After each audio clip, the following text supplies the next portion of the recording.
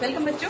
बेटा आज की क्लास में हम 10th क्लास का फिजिक्स का चैप्टर है करंट इलेक्ट्रिसिटी, उसके एनसीईआरटी के क्वेश्चंस करेंगे। ठीक है, तो न्यूमेरिकल्स क्वेश्चंस या मतलब जैसा आपका एनसीईआरटी बैक एक्सरसाइज है ना, एज इट इज उसी को हम करने वाले हैं। तो क्वेश्चन देख के क्वेश्चन का हुआ मत बना लिया करो कि पता नहीं क्या न्यूमेरिकल है, क्या सॉल्व करना है।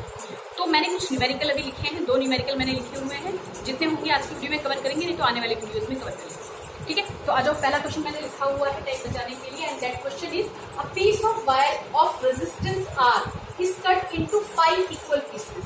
तो जो बोल रहा है उसी के हिसाब से काम करो, आपको अपना दिमाग कुछ लगाना ही नहीं है। न्यूमेरिकल इतने आसान होते हैं, बाद में जाके दिमाग लगाएंगे। पहले तो देखो कि बोल क्या रहा है, उनसे कहने क्या करने को कह रहे हैं। अ पीस ऑफ वायर, एक वायर का पीस है, नहीं है। अब वायर का पीस है, ए पॉइंट इसको मान लो, बी पॉइंट इसको मान लो। 1 मिनट रुको, मैंने इनको थोड़ा सा मान गया। ठीक है, तो यस, तो यहाँ पे हो गया ए बी 2 पॉइंट, और इस पूरे वायर का जो रेजिस्टेंस है वो कितना है आर। ठीक है, अब कह रहे हैं कि इसको 5 बराबर टुकड़ों में तोड़ दो, 5 बराबर टुकड़ों में। तो एक चीज का 5 टुकड़े कर रहे हो, और वो भी बराबर बराबर, यानी 1 2 3 4 कितने हो गए, 1 2 3 4 5 टुकड़े हो गए। ठीक है ना, तो कह रहा है कि हर एक टुकड़ा बराबर बराबर का है। तो ये भी r/5 हो गया। टोटल r का था, तो एक हिस्सा कितने का हुआ, r/5 का हुआ। ये तो बताने की जरूरत है ही नहीं आप लोगों को। ठीक है, ये भी r/5, ये भी r/5, और ये भी क्या है r/5। कहता है कि then these parts are connected to the parallel. अब इन पार्ट को क्या कर दो, पैरेलल में कनेक्ट कर दो। पैरेलल में कनेक्ट करने का मतलब ये वाला वायर r/5 यहाँ पे आया, इसी तरह से दूसरा आया, तीसरा, चौथा, पांचवा, सबको r/5 इन सबको लेके पैरेलल यानी एक के नीचे एक, है ना। ऐसे तो जोड़ा जाता है, और कैसे जोड़ा जाता है, कोई और तरीका है पैरेलल में। चलो मैंने जोड़ दिया। अब इस कॉम्बिनेशन को कहता है कि if the equivalent resistance of this combination, यानी इस वाले कॉम्बिनेशन का इक्विवेलेंट रेजिस्टेंस, इक्विवेलेंट यानी इनको जोड़ के जो आएगा।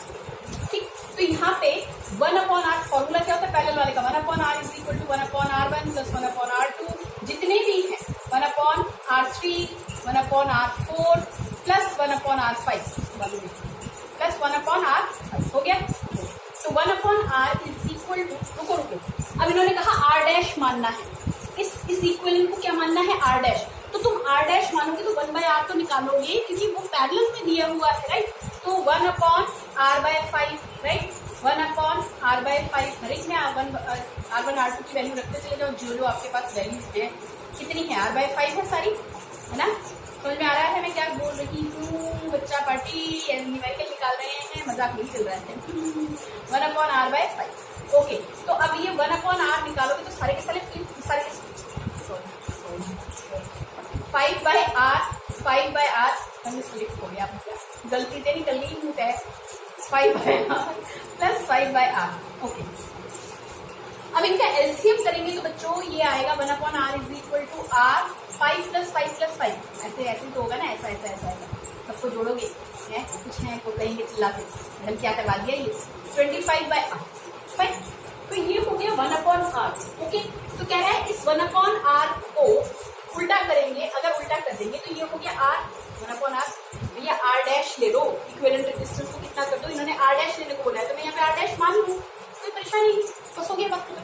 तो उल्टा कर देंगे तो ये कितना होगा, r dash is equal to r/25। बोलो यहाँ पे बात समझ में आई। वो r डैश तो लेने को बोल रहा था, इस कॉम्बिनेशन को कितना ले लो, r डैश। ठीक है, तो मैंने r नहीं लिया, r डैश कर दिया। ये मेरा फॉर्मूला है, इसलिए मैंने यहाँ पे r रखा है, और कंफ्यूजन हो रहा है तो यहाँ पे भी r डैश कर दो। ठीक, अब क्या करेंगे, ये कह रहा है कि then the ratio of r and r dash, ratio समझते हो, ratio of r upon r dash. ठीक है, r upon r dash, r की जगह r की रहेगा, r डैश कितना है, r/25। ये उल्टा हुआ, उल्टा हो गया, r अपॉन r डैश कितना आ गया, उल्टा हो गया 25 आ गया, क्योंकि r से r। ठीक है, तो हो गया ये पहला वाला, ज्यादा मुश्किल तो नहीं था, हो गया फटाफट से, समझ में आया। अगला क्वेश्चन देखो। अच्छा, अगला क्वेश्चन जो सेकंड क्वेश्चन है वो 1 मार्क का है, उसे मैं ऐसे ही समझा देती हूँ। देखो सेकंड क्वेश्चन में कुछ ऐसा दिया हुआ है, देखो बहुत सिंपल सेकंड क्वेश्चन, इसको तो मैंने कई बार वीडियो में पहले एक्सप्लेन किया हुआ है। ये कह रहा है कि which of the following term does not represent electric power in a circuit. कौन सा टर्म इलेक्ट्रिकल पावर को रिप्रेजेंट नहीं करता। तो बच्चा देखो, ये मैंने बताया हुआ है, power is equal to VI होता है बाय डेफिनेशन, किसी की वीडियो मैंने बताया हुआ है। ठीक है, अच्छा, B is equal to Ohm's law लगा दो, IR होता ही है, तो ये हो गया I²R, यानी ये और ये दोनों करेक्ट है। ठीक है, अच्छा, और V इज इक्वल टू तुम निकालोगे अगर R की टर्म में, V is equal to IR है ना, इसमें से अगर V निकालोगे तो कितना आ जाएगा, V²। स्क्वायर आर भी आ जाएगा।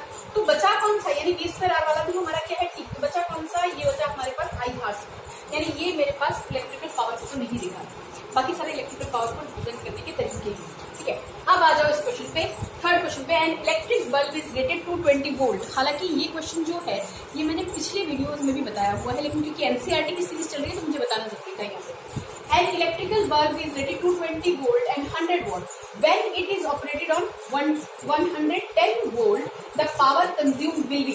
तो ठीक है, हमारे पास दिया क्या है, पहले बेटा जी वो लिख डालो। हमारे पास दिया हुआ है कि इलेक्ट्रिक बल्ब के ऊपर कितना लिखा हुआ है, वोल्टेज कितना दिया हुआ है, 220 वोल्ट, ठीक है। और पावर कितना दिया है, वॉट में क्या दिया होता है, पावर कितना दिया है, 100, ठीक है। अब कह रहे हैं कि जब उसको हमने V कितना लगा दिया, 110, तो पावर कितना होगा, ठीक है। तो बेटा एक चीज देखो, इसमें आई निकालो, या देखो इसको ऐसे भी कर सकते हो कि या पिछले वीडियो में मैंने आपको आई बताया था, तो यहाँ पे एक काम करो, सीधा करते हैं। पावर का हमारे पास फॉर्मूला होता है वी स्क्वायर बाय आर, है ना, होता है। यहाँ से निकालो, यहाँ से बड़ा आसानी हो जाएगा, वी स्क्वायर बाय आर। तो पहली बार में पावर कितना दिया हुआ है, 100, और ये कितना दिया हुआ है, वी कितना, 220 का स्क्वायर अपॉन आर, ठीक। अब इस वाले केस की अगर मैं बात करूं, आर को सेम रखो यहाँ पे, देखो यहाँ पे क्या है, पावर हमें निकालना है, और यहाँ पे वोल्टेज कितना दिया हुआ है, 110 का स्क्वायर अपॉन क्या कर दो, आर, राइट। ये तो समझ में आता है। अब एक काम कीजिए, ये जो नया वाला जो आप निकाल रहे हैं इसको पी डैश नाम कर दो, क्योंकि ऑलरेडी इसका पावर, पहले वाले का पावर पी दिया हुआ है, ये क्या हो जाएगा, पी डैश। अब इन दोनों का ना रेशियो निकाल लो, इसको कर दो इक्वेशन फर्स्ट और इसको कर दो इक्वेशन सेकंड, और फाइंड आउट कर लो, बस हो जाएगा। डिवाइडिंग 1 बाय, ठीक है।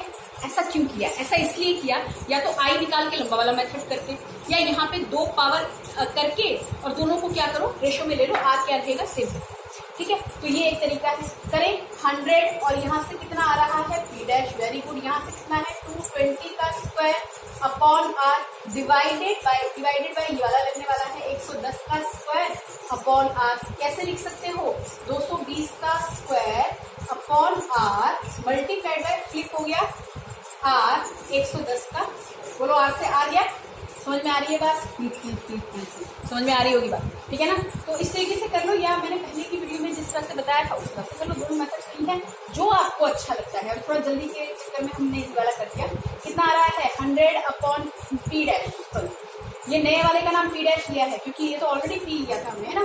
कितना आ रहा है, 220 बटे 110 का स्क्वायर, समझ में आ गया क्या करना है, इसके ऊपर भी स्क्वायर, इसके ऊपर भी स्क्वायर निकाल लेंगे, काट पीट के, यहाँ से काटा, ये गया 100 गया, यहाँ से 110 पे कितना चला गया, 2 गया, और कितना आ रहा है, कुछ और आ रहा है, कितना आ रहा है, यहाँ पे काट पीट के हमारे पास स्क्वायर में है। अरे रुको, स्क्वायर से स्क्वायर नहीं करेगा भैया जी, ये तो गलती कर दी, क्या बुरा है, 110, मैं थोड़ा जल्दी के चक्कर में हूँ, आप लोगों का कुछ हो जाए सॉल्व, ठीक है। इसको कर लेंगे सॉल्व। अरे और सिंपल कर लो, हटाओ ना, ये देखो कितना हुआ, 220 multiplied by 220 upon 110 multiplied by 110। भाई तुम लोगों के लंबा मेथड भी करना पड़ता है, 2 आया, यहाँ से कितना आया, 2 आया, तो ये क्रॉस मल्टीप्लाई करके कितना निकल जाएगा, पी उधर ले जाओ, और ये हो जाएगा 100/4, ये 2 है ना, 2 2 जा 4, और ये आ गया पी डैश, और कितना आया बोलो, 25, ठीक है, हो गया। 3 क्वेश्चन हो गए। चौथा क्वेश्चन देख लो, चौथा क्वेश्चन फटाफट से लिख लेती हूँ मैं, जब मेरे लाल बाल गोपाल चौथा क्वेश्चन लिख लिया है, फटाफट से कर डालते हैं। 2 conducting wire of equal length and same material and equal diameter, आपकी बुक में आगे पीछे करके दिया, मैंने जल्दबाजी में से लिख दिया, ठीक है। 2 conducting wire of equal length same material equal diameters are first connected in series and then in parallel in a circuit, CKT का मतलब circuit, across the same potential difference. अच्छा, तो हमें क्या बताना है, हमें ये बताना है कि the ratio of the heat produce in series and parallel combination कितना होगा। तो 2 वायर है, ठीक है, 2 वायर है, सेम ही मटेरियल की है और सेम ही क्या है, लेंथ की है, ठीक है, रेजिस्टेंस भी सेम होगा, ठीक है। तो इनका हमने क्या किया, एक बार तो इन्हीं दोनों वायर को उठा के पहले हमने किसमें लगा दिया, सीरीज में लगा दिया, ये बात समझ में आ रही है, छोटा बना देते हैं, ठीक है। ये वाला एक वायर और ये दूसरा वायर, और इनको उठा के हमने कहाँ पे लगा दिया, सीरीज में, रेजिस्टेंस क्या ले लिया, आर ले लिया। तो सीरीज में कॉम्बिनेशन कैसा जाता है, R1 + R2, ठीक है। तो हमारे पास सीरीज वाला जो ये रेजिस्टेंस आ रहा है, इक्विवेलेंट रेजिस्टेंस कितना आ रहा है, R + R, कितना आ गया, 2R, समझ में आ रही बात। अब अगली बार में क्या किया कि इन्हीं दोनों को उठाया और पैरेलल कर दिया, क्या कर दिया, पैरेलल कर दिया, वेरी गुड। ये वाला वायर लिया, ये वाला वायर लिया और पैरेलल कर दिया। पहले मैं इक्विवेलेंट रेजिस्टेंस निकाल रही हूँ, आपकी मर्जी आप कैसे निकाल सकते हो। 1/Rp = 1/R1 + 1 कितना आ रहा है, 2/R, और ये दोनों बराबर ही तो हैं, फॉर्मूले में डायरेक्ट रख दिया ना मैंने, 1 बाय कर दो इसको आर पी करो यहाँ पे, तो कंफ्यूज हो जाओगे। ठीक है, इसकी वैल्यू भी आर, इसकी वैल्यू भी आर, कितना आ गया 2 बाय आर। तो आर इन पैरेलल कितना आ गया बच्चों आपके पास, आर बाय 2। ठीक, तो अब इन दोनों वायर को जब तुमने सीरीज में लगाया चाहे पैरेलल में लगाया, क्या प्रोड्यूस होगा, हीट प्रोड्यूस होगा। और हीट का हमारे पास फॉर्मूला होता है, जब सीरीज में लगाया तो कितना हीट प्रोड्यूस हुआ, H is equal to I square R. है ना आई दिया हुआ है ना टी दिया हुआ है, कैसे निकाले, मत घबराओ, ये बताओ। जब नहीं दिया हुआ तो इन्होंने ये बोला ना कि दोनों वायर को सेम पीडी पे लगा दिया, यानी इसमें भी जितना पीडी है इस कॉम्बिनेशन पे भी उतना ही हमारे पास पीडी लगा, ये बोला गया ना। तो पीडी अगर सेम है यानी V सेम है ना, तो इसलिए हम जरा करें V is equal to I R, इसको V की फॉर्म में जब ना कोई चीज ना दी हो तो देखो कि उसमें क्या फर्दर हम काम कर सकते हैं उसके ऊपर। तो मैं यहाँ से V की ही बात करती हूँ, V is equal to I R, I is equal to कितना हो जाएगा बच्चे, V बाय आर। फाइन, तो यहाँ पे अगर मैं V बाय आर रख दूँ और इसका होल स्क्वायर कर दूँ इंटू आर टी, तो ये आर स्क्वायर से एक आर कट जाएगा। ध्यान से देखिएगा, मैं थोड़ा जल्दीबाजी में कर रही हूँ क्योंकि डिटेल वाला टाइम अभी है नहीं। ठीक है, आर इंटू टी। हीट का एक फॉर्मूला आप ये याद करो, हीट प्रोड्यूस का एक फॉर्मूला ये और ये। ठीक है, अब हमारे पास जो रेजिस्टेंस है वो रेजिस्टेंस कितना है 2R, यानी हमारे इस फॉर्मूले में कितना रेजिस्टेंस, ये तो जनरल हो गया ना। ठीक है, V स्क्वायर आर की जगह पे कितना आया 2R into T. Very good, अब इधर वाले के दूसरा हीट निकाल जाओ, सेम फॉर्मूले के साथ निकाल जाओ क्योंकि करंट हमें नहीं दिया हुआ। तो H is equal to V square by R into T. Fine, तो यहाँ पे ये आर की जगह पे कितना आ रहा है बच्चा पार्टी, R बाय 2, ये तो आ रहा है, कितना आ रहा है R बाय 2। तो V स्क्वायर आर की जगह पे कितना आ रहा है R बाय 2 इंटू टी। तो यानी फाइनली ये क्या लिखा जाएगा 2V square R, 2V square R into, है ना, समझ में आया, समझ में आया। तो एक इक्वेशन ये वाला बन गया, एक ये, तो दोनों हीट सेम नहीं हो सकते। H1 कर दो, इसको क्या कर दो H2 और आ जाओ फाइनल काम पे। ये भी तो पूछ रहा है कि दोनों हीट का रेशियो कितना होगा जब दोनों वायर को सीरीज में लगाया और पैरेलल में लगाया। तो ये कितना हो गया V square 2R into T, और डिवाइडेड बाय में तुम्हारे पास ये पूरा आ जाएगा 2V स्क्वायर आर। आर कहाँ चला जाएगा, ऊपर चला जाएगा, गया ऊपर, नीचे कितना आ गया 2V स्क्वायर टी आ गया। तो भाई साहब आर से आर चला गया, ये मल्टीप्लीकेशन का निशान है। ठीक है, निशान नहीं होता, टी से क्या चला गया, टी चला गया, V स्क्वायर से क्या चला गया, V स्क्वायर चला गया, ऊपर कितना आया 1 बाय कितना आया 4। वेरी गुड, आ गया आपका answer H1 ratio H2, ratio पूछा है, रेशो 1:4 आ रहा है, यानी दिस इज द करेक्ट। बोलो, बात समझ में आ गई, वेरी गुड। अब फिफ्थ क्वेश्चन कर जाओ। फिफ्थ क्वेश्चन 1 मार्क का क्वेश्चन है और फिफ्थ क्वेश्चन में आपसे शायद पूछा हुआ है कि how is the volt meter is connected into the circuit. Volt meter को जब तुम सर्किट बनाते हो, है ना, करंट का पाथ तैयार करते हो, तो वोल्ट मीटर को कैसे जोड़ा जाता है बच्चा पार्टी। तो वोल्ट मीटर को हमेशा ही हम सर्किट में पैरेलल जोड़ते हैं। कैसे जोड़ते हैं, पैरेलल। तो ये आपके 5 क्वेश्चन हो गए। अगली वीडियो में और क्वेश्चन डाल दूंगी, उनकी प्रैक्टिस कीजिएगा। ठीक है, सेफ रहिएगा।